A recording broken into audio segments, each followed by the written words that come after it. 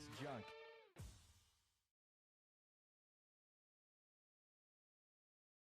Welcome back to Whiskey Uncut. I was muted. You muted yourself to start the year. That's yeah, good. I did. That's good. I know. Nice start. That was rough. And then somehow I got to turn off this chill background music. There we go. So anyway, welcome to Whiskey Uncut, Season 4. Man, season 4, right? Season 4, if it works. Yeah, it's There it is. I have to admit, Paul, when we started this, I didn't think we would make it to season 4. Yeah. we've done a pretty good job. I'm excited. So Yeah. our format for Season 4 is an attempt at live streaming. So we're gonna see how this goes. Yeah, right now we have 2 people watching, so you guys get to see if we mess this up live. Because our goal with the live stream is, one, to make sure videos get up, because I'm terrible at actually getting videos up after we record them. You have a job and a life, and so it makes sense. And I just, it just ends up not happening more often than it does happen. And so if we do it live, then the video's automatically there. Don't have to do anything when people want to watch it. So then the secondary thing is it allows you guys to participate more. So, we have a decent number of people that download the podcast each week, but we don't have a good way of hearing from them unless they then go out of their way to go to Facebook to comment or send us an email or something. So this will be a little bit of a easier way for you guys to participate in the comments and stuff during the show. Once you guys actually realize that we're doing it live, and hopefully we stay consistent with the time and you can anticipate that, that'll hopefully keep us more on time as well, because a lot of weeks we're like, let's just push it to Thursday, and we're moving it around a lot. But if we have a schedule, James. And then it's good that we're doing this too, because I think we didn't quite have as many episodes in season 3 as we had in the previous seasons. I was talking to my cousin Jake the other day, and he actually called me out on it. He was like, I just wish you guys would have more. And I was like, damn it. All right, fine. And so the live will help us do that too, because the time set, we sort of have to make it. I'm planning around it. I think you're going to plan around it. So hopefully it's a little bit more consistent for folks. I think we still did 20 episodes last year. I think we did 30s or something in the previous season. I think the most was season 1, which was 24 episodes. Oh, really? Yeah. Yeah. Wow. We haven't cracked overall, even though we try to do it every week. We haven't cracked it inevitably ends up being bi-weekly. Yeah. Because there's too much travel and all that stuff. So, I think with this format, it'll be better for us doing it every week, and then also for participating and all that. Right. And we will still miss weeks because we both have stuff that we got to do. All right. So let's start with news, James. And we'll talk about news a little bit, and then we will get into our topic.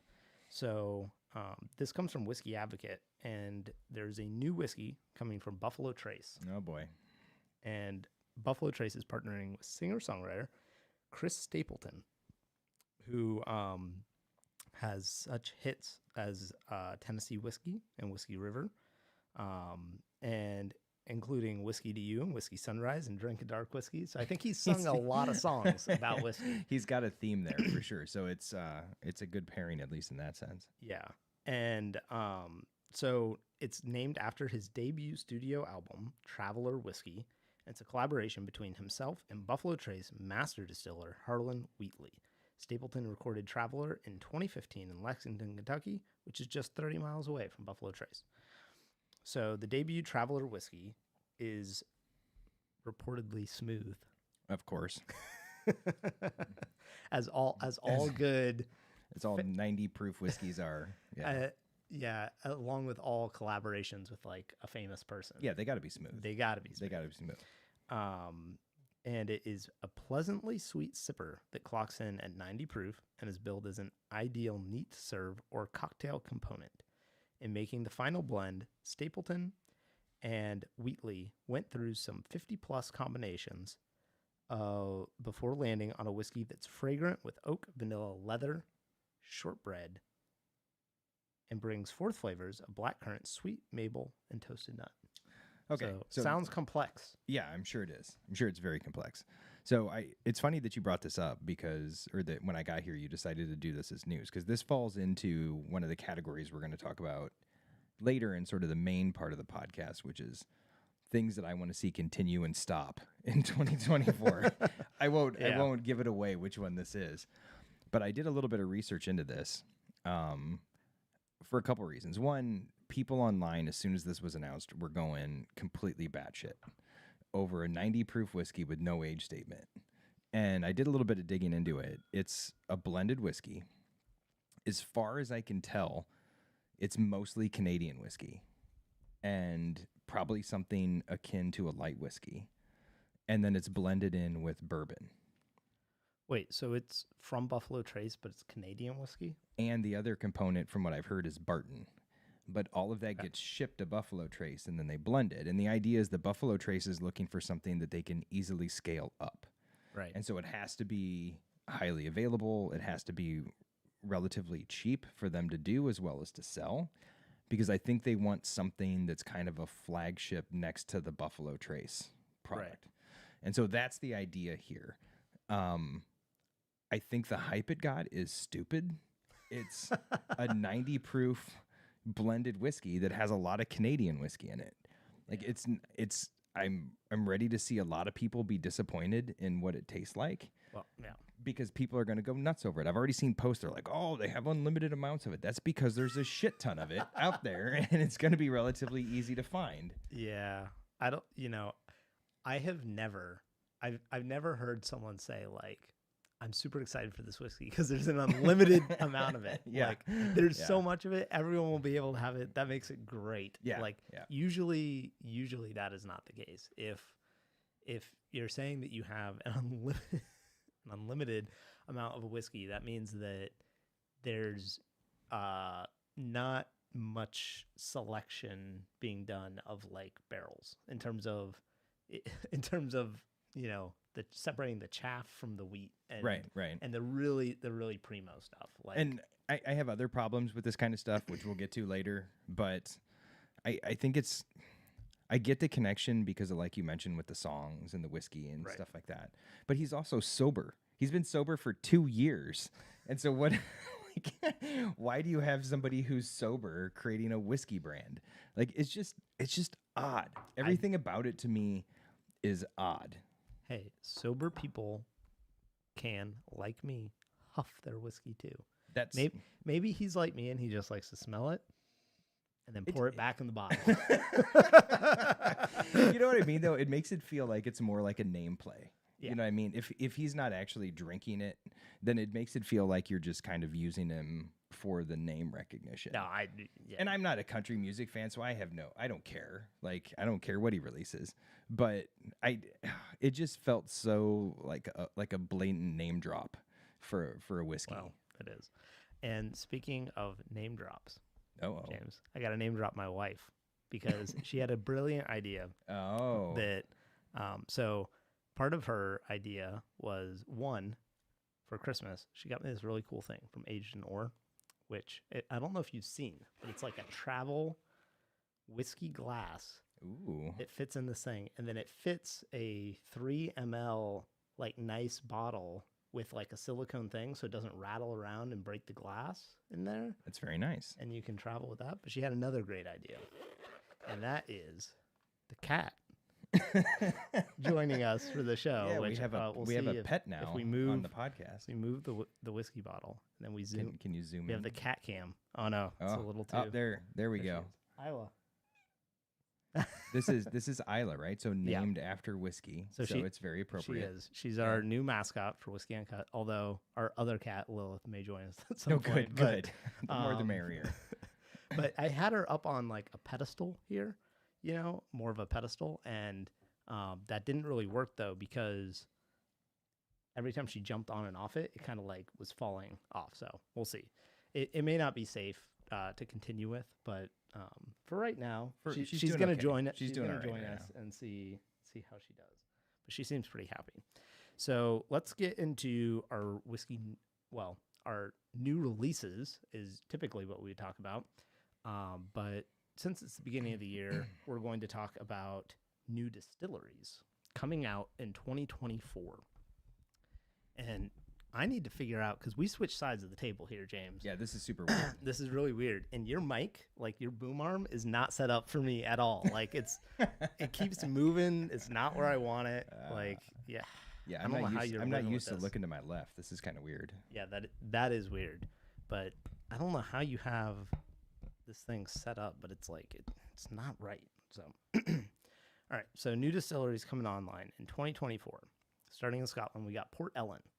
And this is really exciting because Port Ellen was closed a long time ago, and their bottles that still exist are literally like in the tens or 20s of thousands of dollars for I've heard of them before. We've talked about them before on the show, right?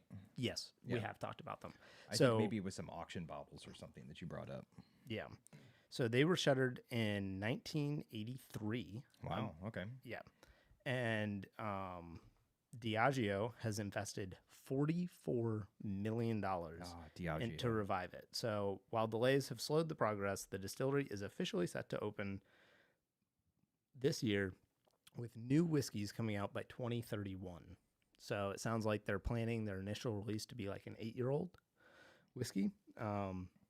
Which, I mean, isn't bad. Yeah. That's a long time to wait for a release, though. So, they got to have pretty good financial And it's going to have a capacity of around 800,000 liters, which is quite a bit. And it will they're saying all whiskey produced will go towards their official Port Ellen bottlings, not being used in blends like Johnny Walker. So that's good. That's surprising to me. Well, okay. It's not surprising to me in the sense of like going that they're not going to incorporate it into an existing blend like Johnny Walker, because they have a flavor profile that they've established and everything. But I'm surprised that they're not coming out with like Johnny Walker, diamond label that has like Port Ellen juice in it, just because of that name recognition. Well, maybe you're giving them an idea now. You never know. It might happen. You know what? When they release it, we can sue them for for the idea for stealing our intellectual property. At least, though, I like the idea that at least in the beginning they're just keeping it to their own product. I think that's a pretty good idea. But by the way, is there anything that Diageo does not own?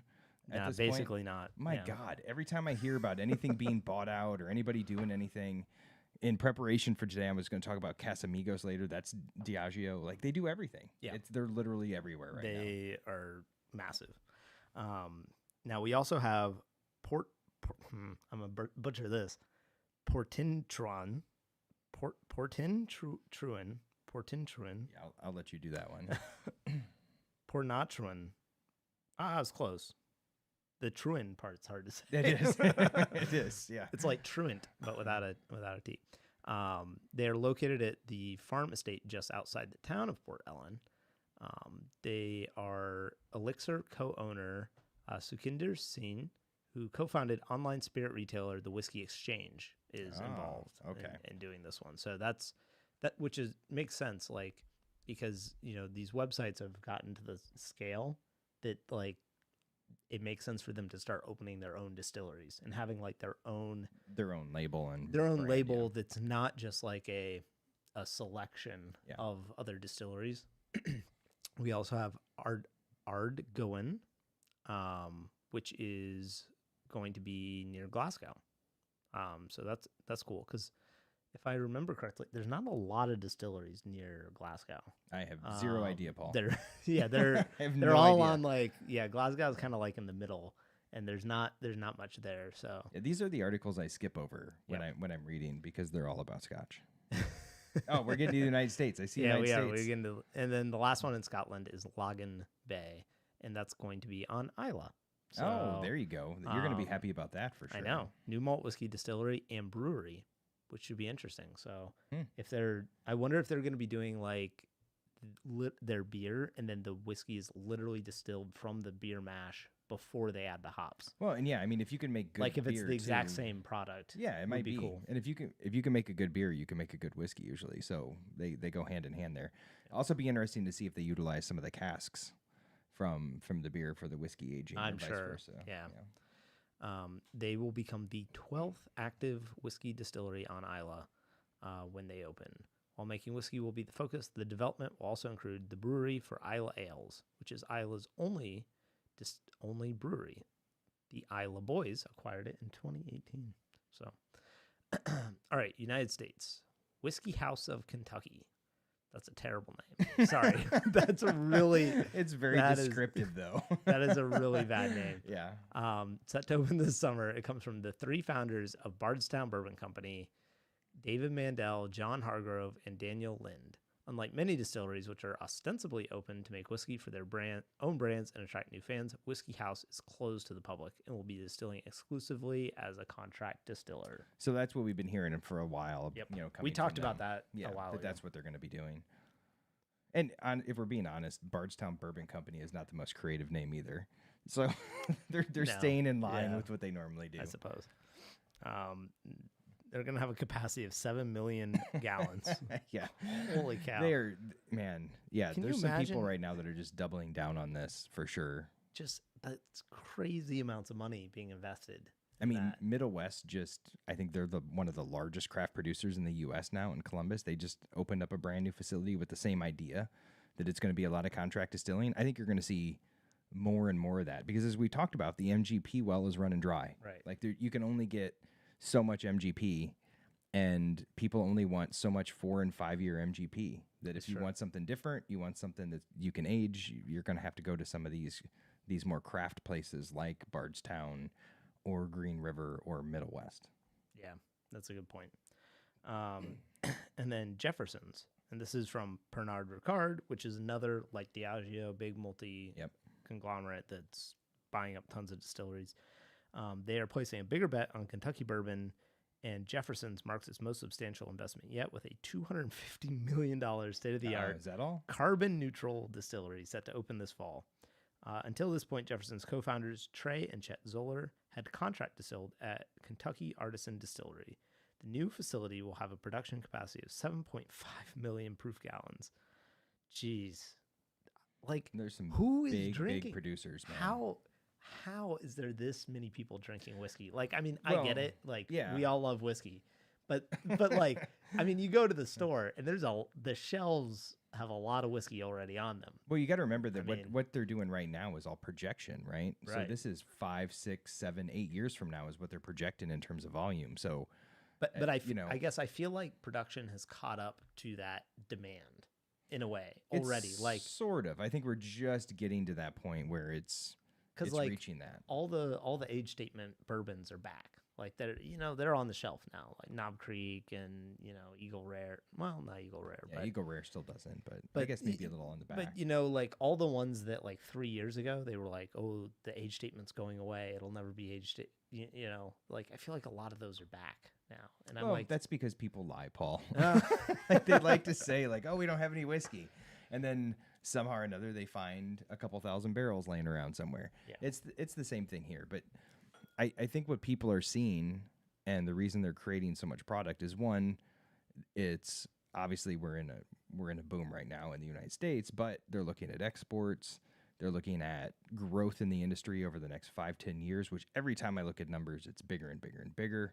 And so, I mean, who knows? But yeah, there's a ton of money being invested in that right now.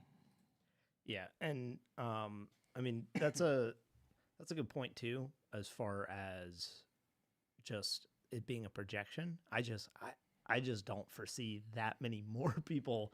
I mean, that there's just like a dozen of these distilleries coming out that are like 7 million barrels. Well, and you got to think too, they're spreading that gallons. Across a variety of different products too. And so, and maybe they're going to be sourcing too, like, or they're going to be, contract distilling. It's hard to say. All right. Willet.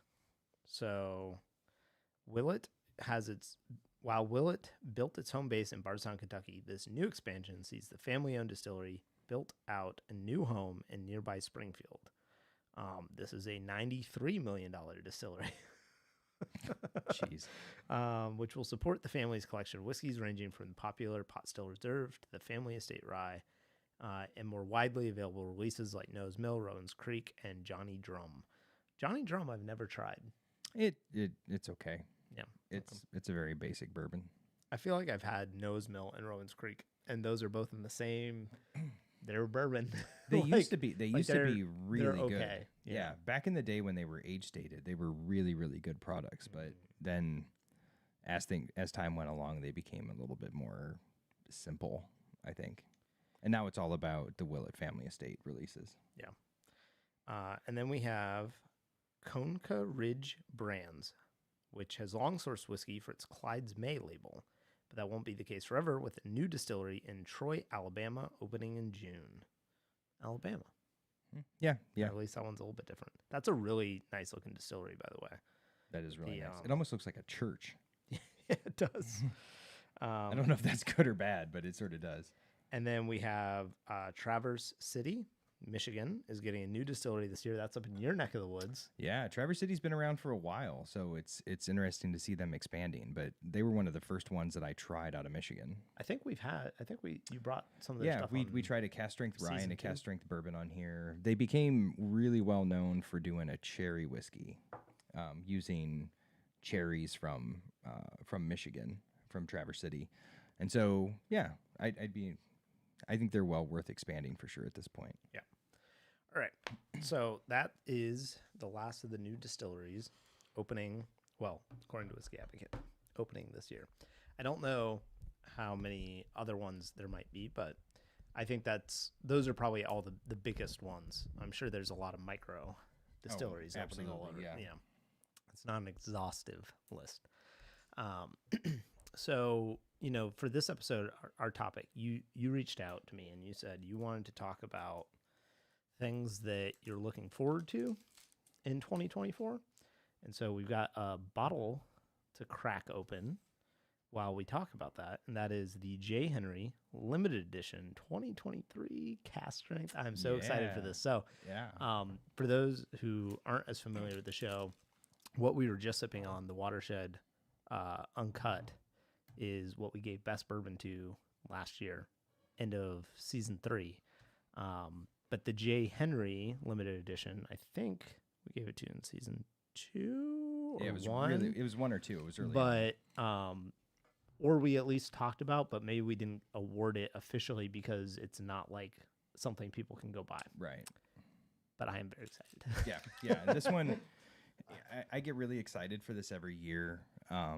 We did some business with J. Henry, so I have kind of that was that's a a really good nice one. one.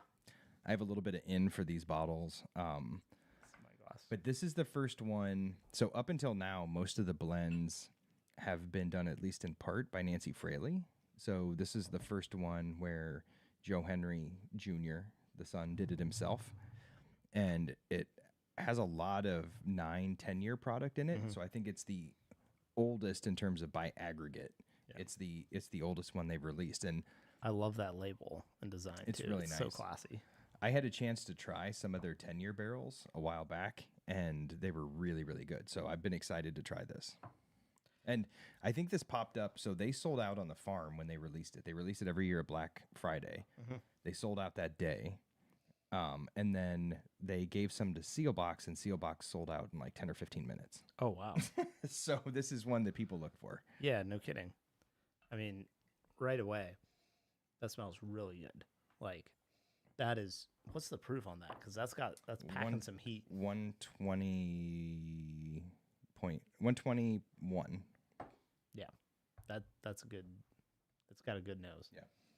It jumps out of the glass at you. Yeah, and you can tell it's got some older stock in it. Their older stock gets kind of dry, and it's got a little bit of a little slightly kind of smoky charry note to it, and then you get that very classic J. Henry kind of sweet red corn note on it. It smells really good.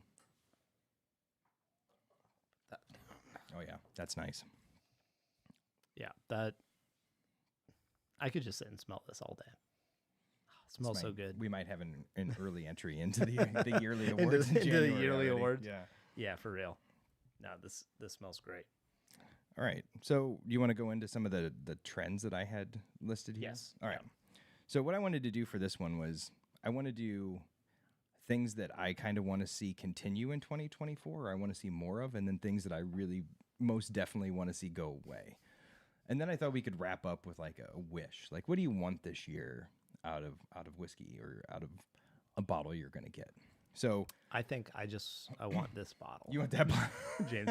Of all the bottles I'm going to get this year, This one, I it's gonna wish be for this. this one, and thankfully it is already in my possession. It is. It is. Yeah, you're closer to the bottle.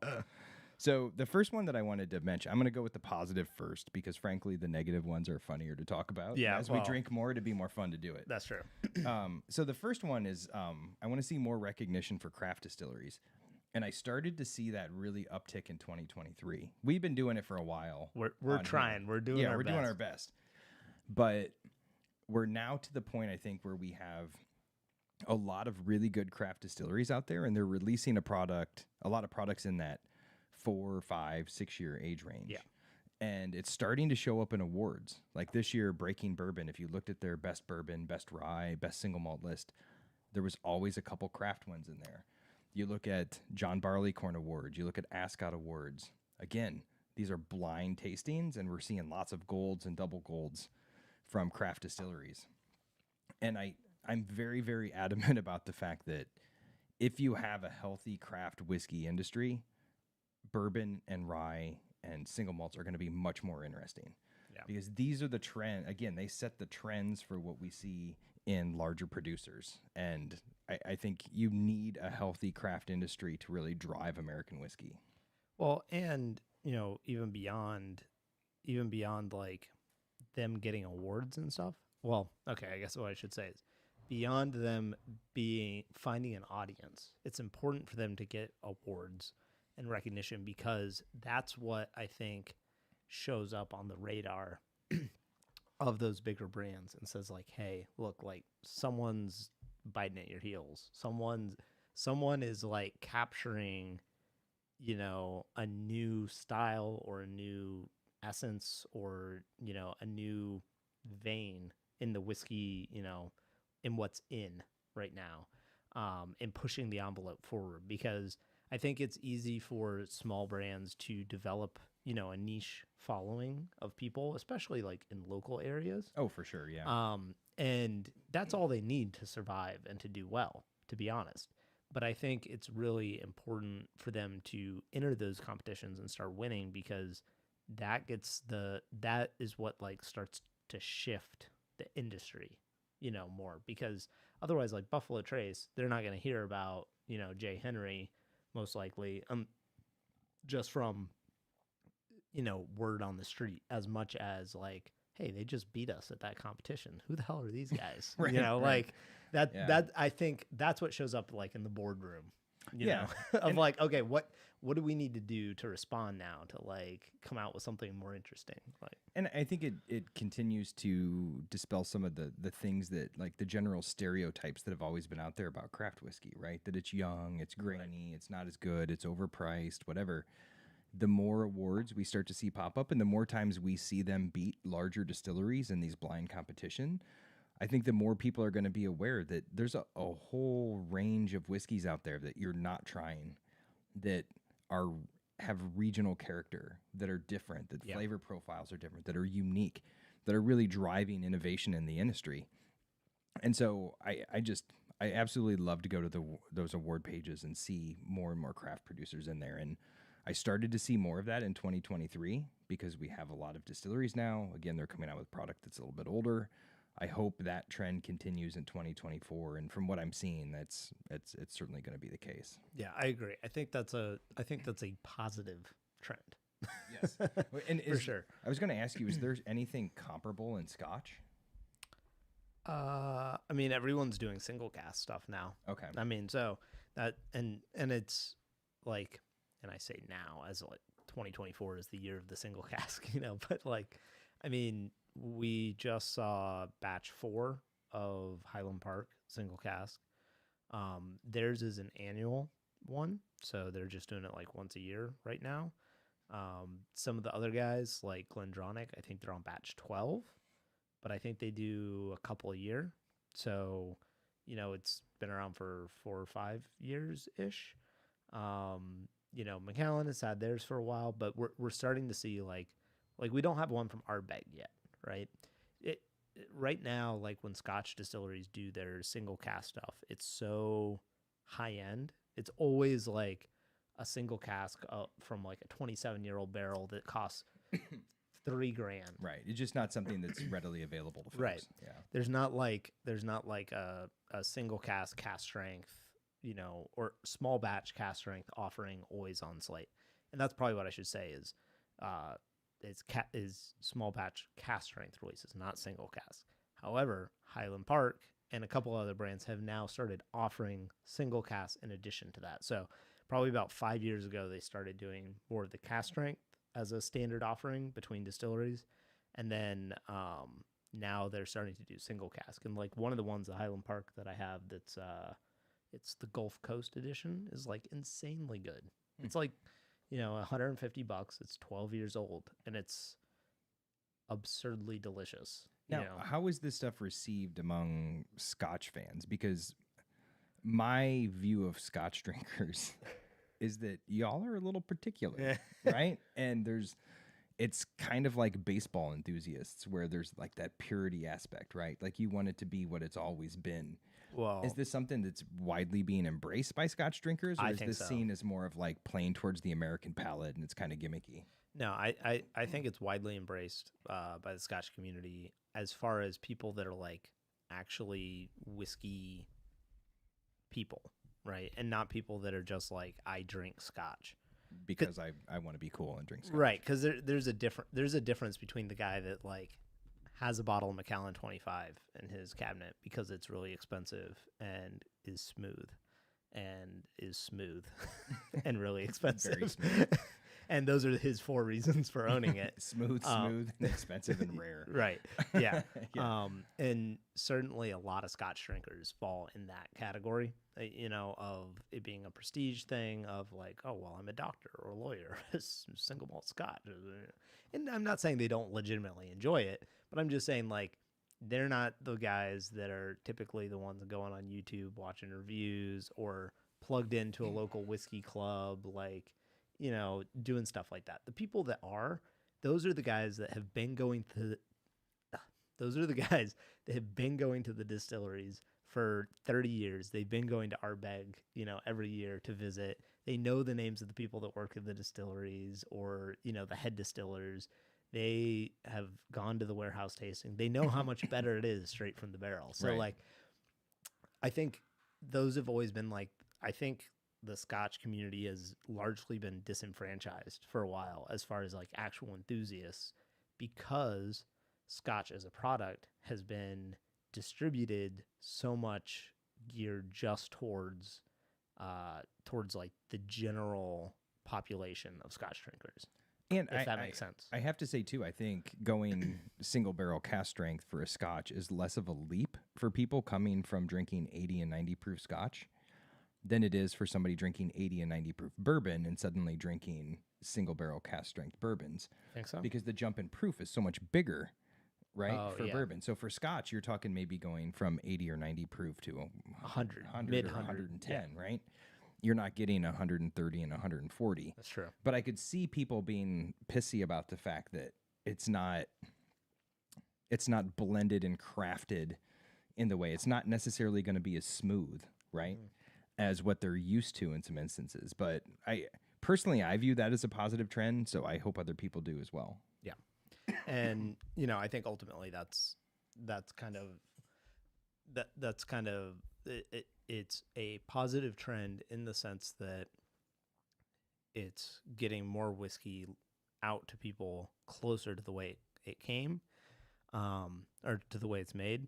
I think the only issue that I see is distilleries price gouging for it. Oh yeah, for sure. So yeah, well, and Scotch is already pricey anyway. Yeah, so, it's like, because I mean, you look at like Lagavulin, you get the 16-year-old Lagavulin for $90 or $100 at 43% ABV. You bump up to 53% ABV for the 12-year-old cask strength, and now you're paying $170. Yeah, that's a big jump. Like, you're paying double the money for a younger whiskey for 10% more alcohol. Well, hopefully it becomes, I think part of that is just rarity, right? So hopefully as there's more of them out there and there's more competition in the market space, that will come down a little bit. I hope. But yeah. All right, so moving on to my second trend that I want to see continue in 2024, and that is novel mash bills. And I'm saying this for a couple reasons. First one is I think we have moved past the era where everybody just wants to do barrel finishes. And I think the reason is we finally figured out that you can do barrel finishes well, but most people don't. And we're trying to find ways of highlighting the flavors and the grains and the characteristics of the whiskey rather than covering them up with heavier flavors that you get from like a wine barrel or what else am I thinking? Like a rum barrel or something like that, right? And so one of the ones that's really jumped out to me, have you ever heard of triticale? Well, I've heard of triticale because I think you mentioned it once last season. Yeah, I mean, I educate you a lot on this podcast, Paul, so that's probably makes sense. And also because I study botany in my free time. Right. So triticale is a wheat and rye hybrid, and so it's a combination of the names. The genus name for wheat is triticum, and the genus name for rye is sicale, and so you put them together and you get triticale. I knew that. What's cool about we're getting nerdy on the podcast today. So what's cool about it is it has some of the characteristics of both wheat and rye. And it's been underutilized. It's one of the ones I teach in my classes about underutilized grains and potentially alternative grains. And people have started to make whiskey out of it. We just have worked with 2 people. I'm getting some samples set to me now of their products. It's usually used in blends, so it's part of a bourbon blend or it's part of something else. But now people are starting to make 100% triticale whiskey. And it's interesting because it's got a little spice kick to it. People say that it's a little bit more tobacco-y in profile than some of the other grains. Yeah. And I think, again, this is something you're going to see trickle up. Like if these do really well at the craft level, I would not be surprised if you see a larger producer come out with a triticale whiskey. There's people out there doing sorghum. Sorghum I have a little bit more of a problem with. I haven't had too many good sorghum whiskeys, but I've run into a couple that I think are really good. There's lots of 4-grain and 5-grain whiskeys out there. So people are doing fun stuff with mash bills. So the 4 and 5 grain whiskeys, we tried a couple of those on here, and I thought they were good. There's one that I remember I thought tasted like orange chicken or something. Like, oh my gosh, I can't remember. Like that it one. had like a Szechuan kind of like it just gave me like Asian spice. Well, you are sipping on a 4-grain bourbon right now, my friend. Yeah, it's not that one. So this is corn, wheat, rye, and malted barley. Right. But that's not the one I was talking about. I'm talking. It was from. Oh my gosh, it was season 1. I can't remember. No, that's it's I don't. Too far I don't ago. remember. Too long ago. Yeah, I don't remember pre-Christmas, let alone like season 1. Yeah, I do think you can. And again, there's going to be hits and misses, right? But there's a chance to create flavor profiles and layers of complexity that you're not going to be getting from traditional 3-grain or 2-grain mash bills. Right. But what I was going to say is I believe the only like weird grain whiskey I've had, well, besides like some of the, and I wouldn't call it a weird grain. Like, we have the Balboa rye, which I love so much. Which is another unique mash bill because we're talking about heirloom grains. Right. But the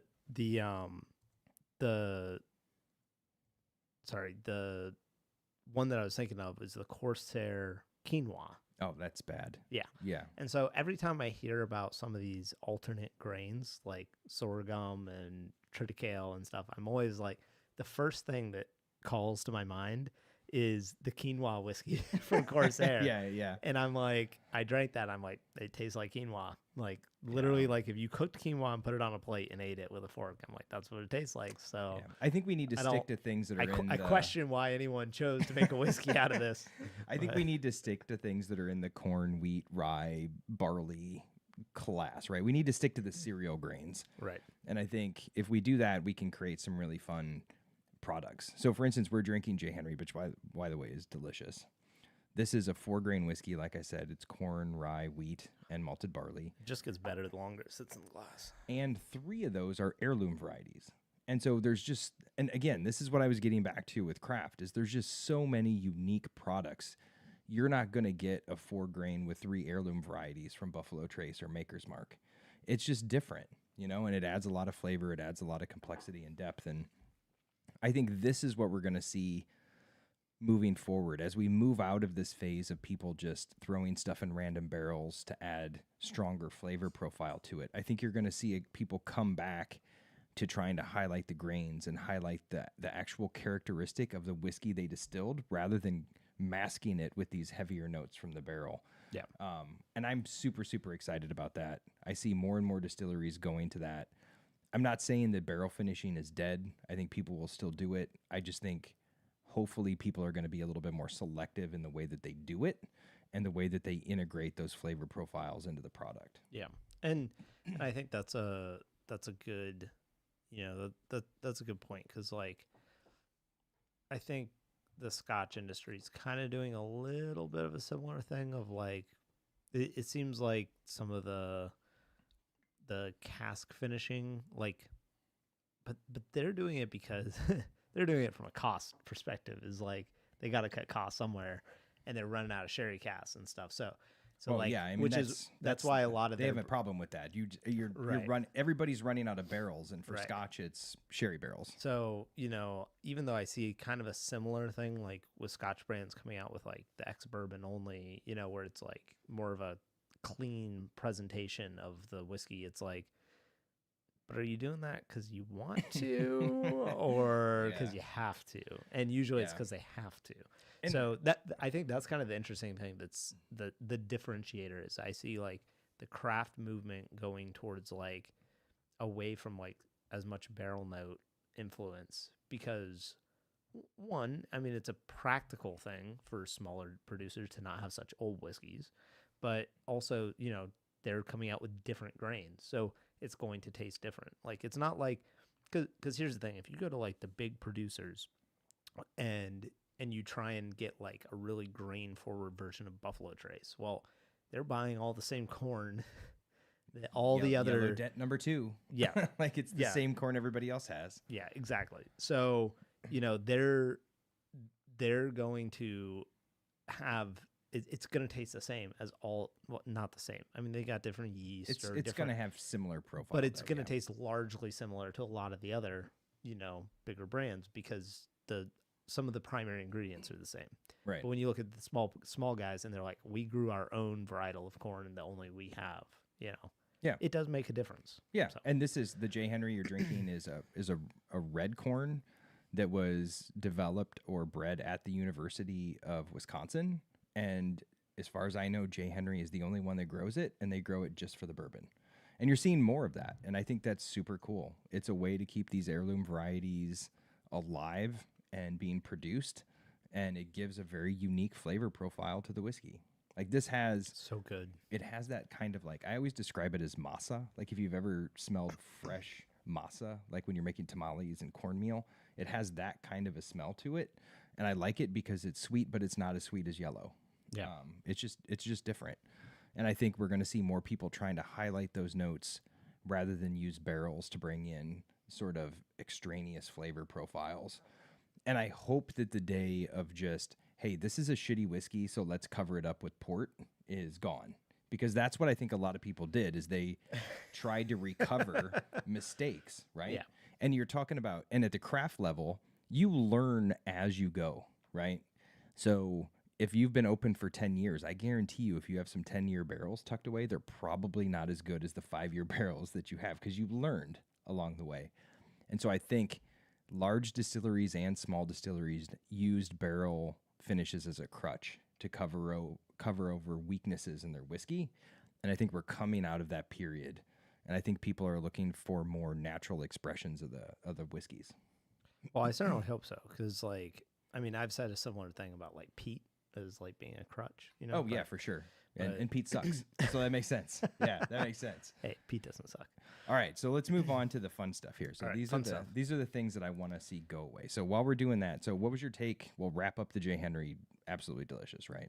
Yes. Yeah, It phenomenal. It is a beefy boy.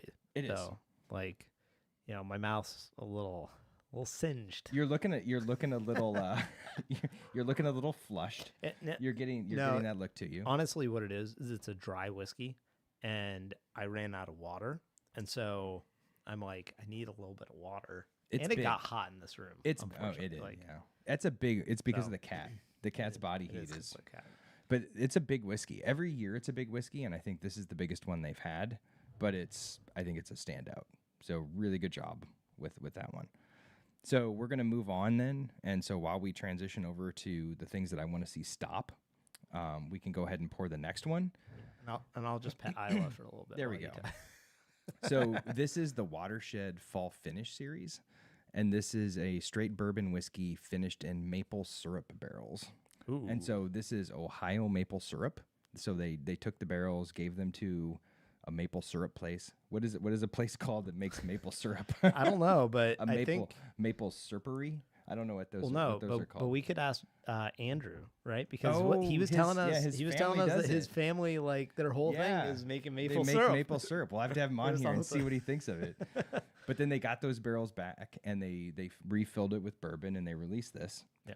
And this sounds like it's going to be way too sweet, but we'll see. We'll see. I acquired a couple of these barrels because I thought it would be fun to finish a whiskey in a maple bourbon barrel because, again, it's going to be some maple but lighter. Also, look at that bomb label. They did a really nice job with the label. So nice. Yeah. It's got that copper shiny, note to it. Yeah. So they sent this to us. So thank you to the Watershed folks. They sent this to us as a media sample for review on the podcast. And then also so I could kind of match flavors with our barrels. But so we'll drink this and we'll talk about this a little bit as we talk about some of the things I want to go away. So the last one I mentioned, the novel mash bills for the positive trend because we were kind of getting away from barrel finishes, which is a nice segue to my things that I want to see go away. And the first thing that I want to see die as rapidly as possible is a specific barrel finish. I don't know if you've ever had this one, Paul, but it's Amberana. Amberana? Have you had anything finished in Amberana? Wait, is that the thing that it's like a South American wood? Yeah, it's South America. It's usually Brazilian. Sometimes people call it Brazilian oak. We talked about it. We talked about it when we were talking about cigar barrels, and yes, and a couple of those use Amberana barrels because apparently the wood has like some tobacco-y flavor or something. It does not. No, but I have not tried it. So the best way to describe what Amberana tastes like is if you had a cinnamon roll covered in artificial sugar.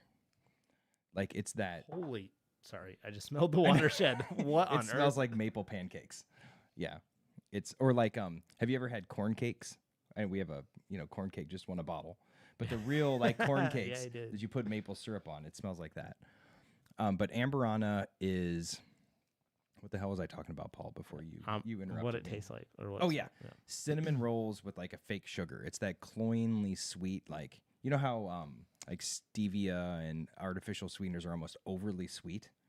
Yeah. It's that kind of a sweet note mixed with cinnamon. And it's funny because it was always described as a rare wood, but it seems like everybody and their brother had 10 barrels of it somewhere. And it's extremely porous.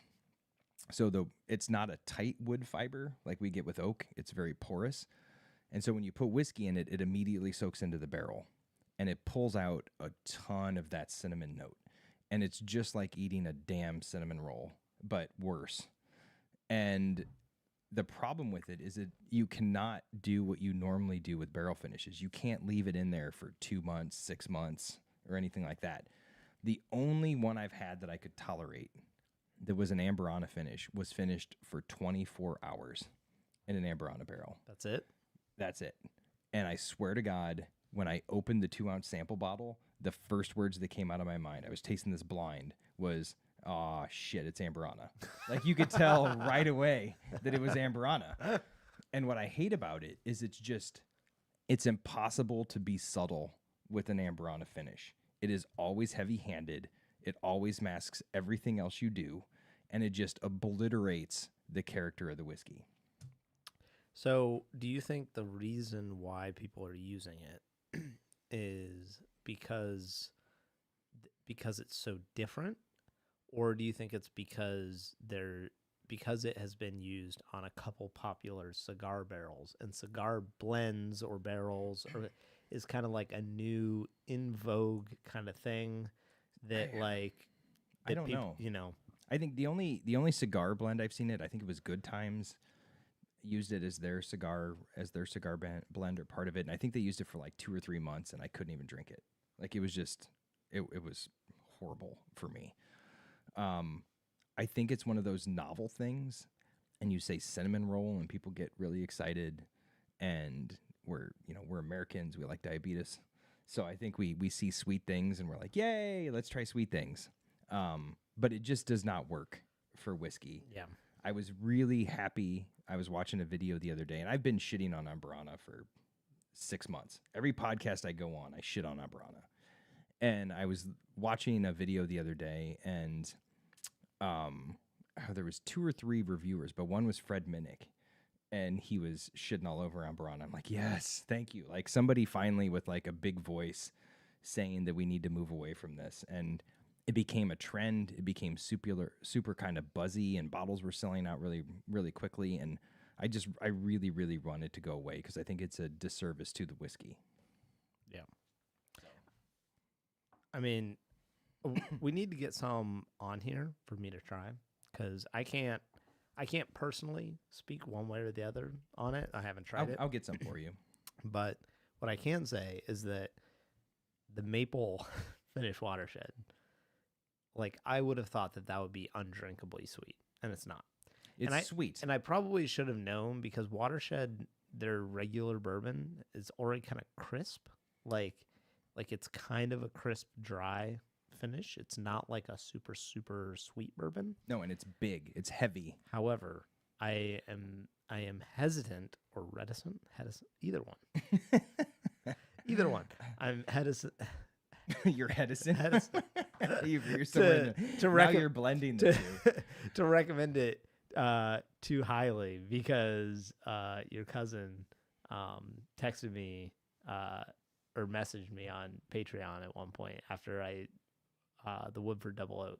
Oh, after I had suggested that, and he was like, he didn't. He's like, it. There's trash. Like, well, he knows now not to listen to you. He listens to me now. That's fine. No, I think this is I don't think this is as sweet as that though. No, this is pretty damn sweet though. Like to me, it's pretty sweet. The maple influence is pretty strong. I think it's more on the aroma. The maple is stronger on the aroma than the flavor. I've messed around with this a little bit. It makes an amazing old fashioned, because I like maple old fashions, and you don't really have to do anything extra to this to get a maple old fashioned out of it. Yeah. It's really good. I think it sits well at this proof, and that helps cut some of the sweetness. I think if this was 96 proof, 100 proof, it might be a little bit too sweet. But because of the extra alcohol kick, I think we're sitting at 114 proof, 114.1. I think it drinks really well at this proof. Yeah, I agree. I mean, I think the we got cat noises in the background here. Crazy. Yeah, she's like attacking my hand. Yeah, I think the proof plays really well with it because of the sweetness. It is close to cloyingly sweet though. It's close. Yeah, like the finish is like you get that heat, and then it's like, oh, there's like this sticky like sweetness stuck to the back of your mouth. Like, and that's what happens when you do these kind of finishes, because there's a lot of maple syrup in the barrel, right? And most of Watershed stuff comes out at 120, 125 proof of cask strength, so that tells you there was some maple syrup in there that brought the proof down a little bit. Is this available only at the distillery? I think it was, yes, and via like a lottery that you could win it. Batch 1 though. You shouldn't have cracked it open. It's going to be worth a bunch of money in like 4 years. That's always nice if you ask for marketing samples, and then when you get them, like you don't open them. That's really good for that's really good for a reputation. and then I flip it for something later on. I'm like, thank you guys for that. You made me a lot of money. But yeah, I really like this one. I think they had a couple special releases this year, and this one is one of my favorites of their finish series.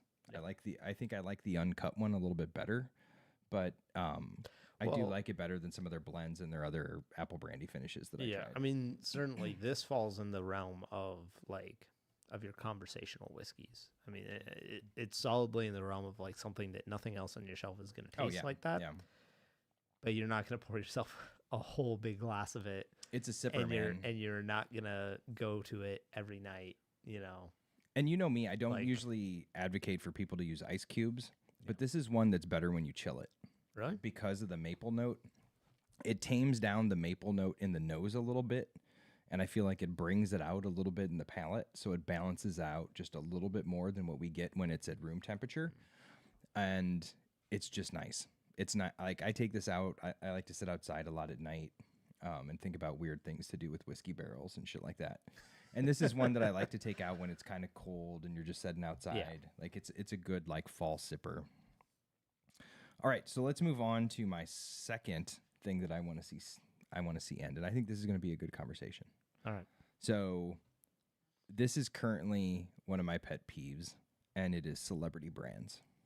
Hey, tying it back in. Oh man, I want to see these go away very, very quickly. So I did a quick Google, and here's what I found. You did a Google? I did a quick Google. How old are you, James? Like 80, 90, something like that. So Kendall Jenner has the 818 tequila. Yeah. Right? We have George Clooney with the Casamigos. And I think that's kind of the OG in this group, right? Like that was one of the first ones that I remember for celebrity. Well, the thing I'll say about Casamigos is supposedly. Oh, here we go with the supposedly. Supposedly, he and his friend actually made it themselves at their house or something one time. No, they were tasting like premium tequilas at one of their homes, and they came up with this idea. I thought his friend like had a little still in his house. I don't believe any of that shit. I don't believe any of that shit. But whatever. All right. Then there's of course Ryan Reynolds with Aviation Gin. Yeah, but he's hilarious, so I give him a pass. You give him a pass. I love Ryan Reynolds, so he gets a pass. He can do whatever he wants. Then there's The Rock with Terramana, and Kate Hudson even has one. King Street Vodka. I didn't know this. It seems like everybody has. Anymore, if you're a celebrity, you have some sort of a whiskey line. There's also the dude from Yellowstone. I forgot his name.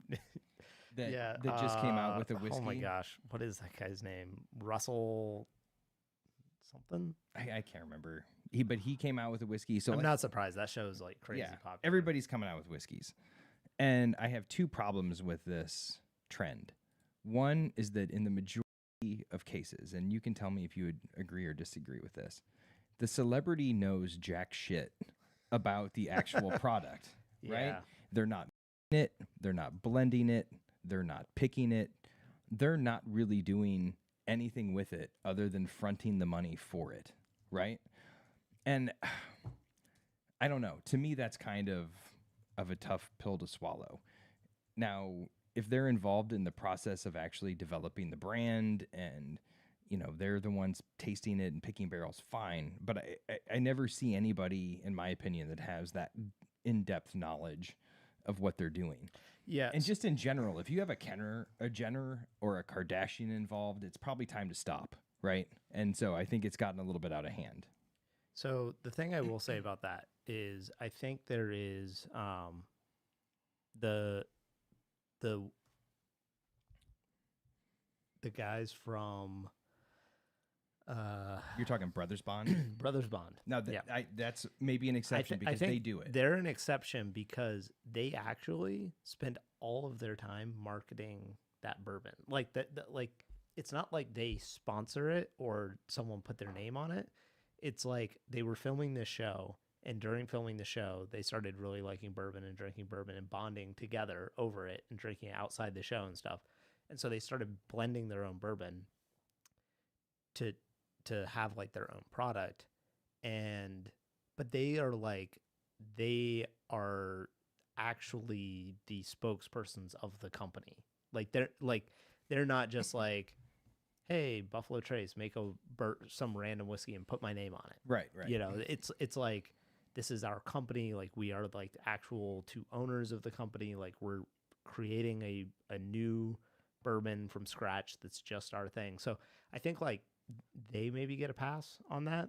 And when I looked into them, they seem more involved than other celebrities. And they seem, and when you hear them talk about it, like, which I've tried to get them on the show.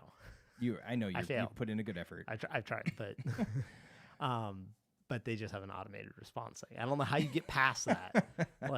So other people get past it, but well, and honestly, like they're celebrities, but they're not Ryan Reynolds. Right, they're not George at that Clooney, level. They're not The Rock. Right, and so they're B tier. Yeah, and so but in general, I don't see a whole lot of like celebrities with a ton of knowledge coming out in this. Yeah. They have money. They see a trend. They see something fun, and I think they put their money. And they're not invested in it, and they don't do a good job with it. But it's not like they're experts in what they're doing, Right. And so that to me is a little bit different. What I need to draw your attention to, James, is the Ryan Reynolds aviation gin ad, which he did, because I just need you to understand why he passed, no matter what. So can people hear this? Yeah, as we play it? people can hear this, Okay. and they can see it too. Oh wow, on the thing. Look how fancy we are. This is fancy. This is very fancy. Did you Google how to do this, Paul? No, I figured it out on my own. Oh wow, look at you. My new movie, Six Underground, is so huge, you're going to want to watch it on a bigger, better Samsung QLED TV. Oh, Aviation gin, how'd that get there? the world's fastest growing gin. Don't you want your mouth to like you? Cut! Hey, I like that this is turned why into is your an aviation gin ad commercial. I bought mid-roll ad placement. you bought an ad for your gin within an ad, for your movie within an ad for Samsung TVs. It felt like the right thing to do. Okay, Very nice. we're gonna make that work. Aviation gin. I feel like we got it. Okay, yeah, he gets somewhat of a pass just Yeah. because he's interesting. But he bought a mid-roll ad for his gin inside the Samsung commercial. inside of another ad. Oh my gosh, I'm sorry. That's But my favorite. That's the best ad ever created. It by is the pretty way. good. But you generally get what I'm talking about. Yeah, I do. And then the second problem I have with a lot of these is the transparency at best a lot of times is lacking. Well, yeah. Like where in the hell does any of this stuff come from, right? And if you go to the website, I decided to kind of dig around a little bit. They all say the same shit, Paul. It's sustainably grown and harvested. It's all hand selected agave for the tequila brands. It's all like made in this region. And what really gets me is everything is always distilled at a family-owned distillery in small batches. Yep. And I'm like, bullshit. Small batch. How in the hell can you have a small batch production, but you're on every shelf in the continental United States? Like, how is that possible? Hey, Buffalo Trace does it. So That is not small batch. I work with a lot of craft distilleries, and that's small batch. They have a hard time getting their stuff out to every liquor store in a state, let alone a whole country, right? Like it makes zero damn sense to me. And I'm not saying that they're lying, but it doesn't sound like. And I know small batch is a crap term anyway, right? But, I mean, seriously, and that's what we've talked about before, is that small batch literally means nothing. So I guess I kind of give them a pass on as that. composed to a mega batch, right? That's what I want to see. You need to come out with your next whiskey from Two Souls, and it needs to be the mega batch edition. We blended 12 small batches to make a mega batch. Here's the thing: if people are using the term small batch to refer to something that's available on every shelf in the country, then why aren't you using the term mega batch to refer to something that's limited to 200 bottles? I feel like it reminds me of the Compass Box. They did the 3-year-old deluxe. Oh yeah. Where, because the Scotch Whiskey Association's like, if even one drop of whiskey is that age, that's age on the label, and you're not allowed to put the component breakdown, like Right. percentage of ages. So they're like, all right, we'll make a whiskey that's all 30-year-old whiskey, except for literally one drop is 3 years old. And then they we'll put the age statement at stated with a gigantic 3. It's like the size of the whole friggin' label on there. Yeah, just lean into it, right? Yeah. So yeah, So you need to do the mega batch. Maybe when we do the Whiskey Uncut edition, we'll do the mega batch. We'll call it a mega batch. I like that. But that was sort of my beef. And then I listed some others, I have less problems with these if it's just like a celebrity endorsement, like Matthew McConaughey and Long Branch. Yeah, or Mila Kunis and I like Mila Fireball. We need to have Mila Kunis on this Yeah, podcast. okay. I would be really excited. You can get the Brothers Bond guys. I want Mila Kunis.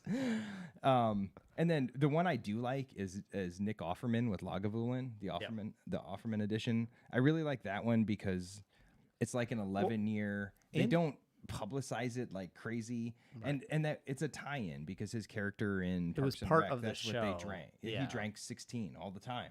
Right.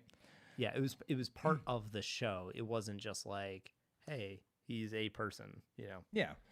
And then of course we talked about the Chris Stapleton one, which I think is just a celebrity grab. But Hey, you never know. I get why people are doing this. It's an active market, it's a lucrative market.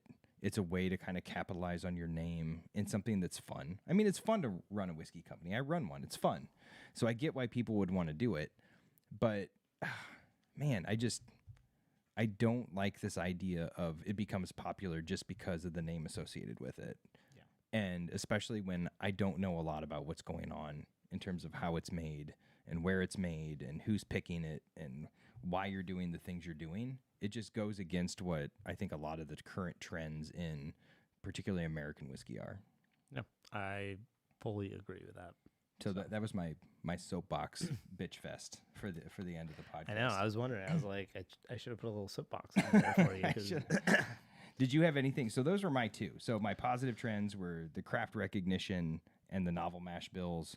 And my two things that I want to see go away. Please, sweet tiny baby Jesus, get rid of Ambarana. Like no more Ambarana. And then the celebrity brands. Yeah. No, I mean, I've kind of thought about the topic a bit, but I was happy with those selections that you made, and honestly, we're out of time. Yes. In fact, we didn't have a timer running, so we're probably very long on time. I think we're at our but we'll see. Sort of I don't around our know. normal. Do you know what time it is? It is. Well, actually, no, we're not. 7:40, so 7:40. it's not too bad. We're not too bad. So before we wrap up, I I want guess to I'm ask just you, time flies faster when I'm talking a lot. That's you true. know. For me, it's really slow, but yeah. So I was going to ask you for 2024, is there one?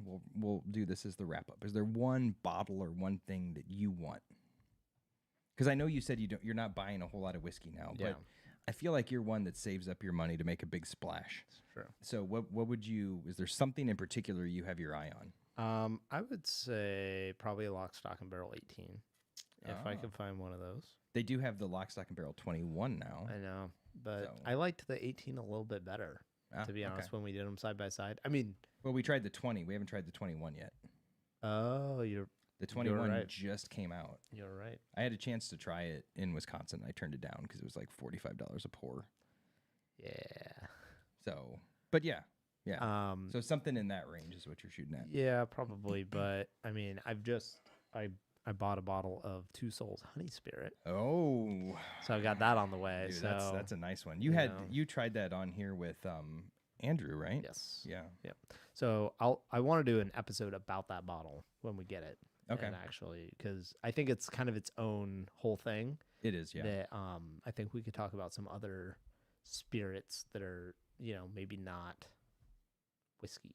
Okay. Yeah. Although technically it is whiskey, or is Yeah. it not whiskey? It's not. It's Technically it's a honey not. spirit. It is a honey spirit. Yeah. Yeah. And so and my thing for 2024 is I want a damn bottle of BTAC.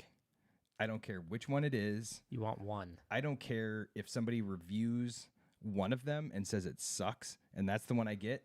I don't care. It's been 7 or 8 years since I was able to get a bottle of BTAC. I'm pissed off. I want one bottle. Just one. I've That's never it. gotten one, James. So And I will pay over retail for it. I'm not going to go crazy, but I will pay over retail for it. Just one bottle. That's all I want. yeah.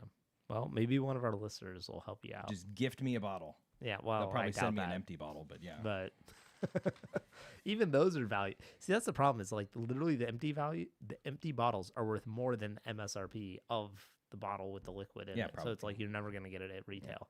Like I've asked at bars before. I'm like, hey, can I have the empty bottle? Well, And they know they're you're- like, they know you're going to refill it and sell well, it. that's what they think. I'm not, but that's what You're so, sketchy, Paul. It's all right. Anyway, thank you guys for joining us. This has been fun, James. Yeah, I first think. live. I like it. We did. Yeah. Yeah. No problem. No major problems. No major problems. Didn't Isla sat there calmly and politely the entire time, pretty much.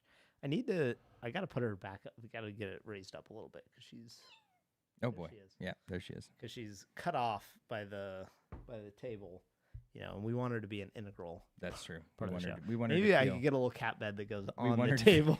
we want her to feel loved. We want her to feel like she's part of the podcast. On the table up here. Yeah. But this has been fun, and I think minus some maybe slight technical difficulties at the beginning with getting the stream on the right thing, this has been fun. So we will be back next week at 6:30 is the plan. Same day. Yep. So go follow us on Facebook. We'll post about it there, but it will also be on the YouTube channel. So like, subscribe, hit the bell, all that fun stuff. And last thing, Corn Cake got his bottle. He Yes. got it ordered. Yes. His free bottle from the Two Souls giveaway. So we'll do another one at the end of this month because we didn't do one for the end of last year. So we got another one coming up. So we have another giveaway coming up. So look out for that. And I owe Taylor and Axel Mendoza, Taylor Lauren. Yes. And Axel Mendoza, I owe them their tasting kits for okay.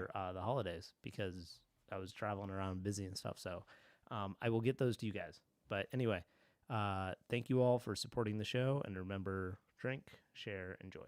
Cheers. Cheers, guys.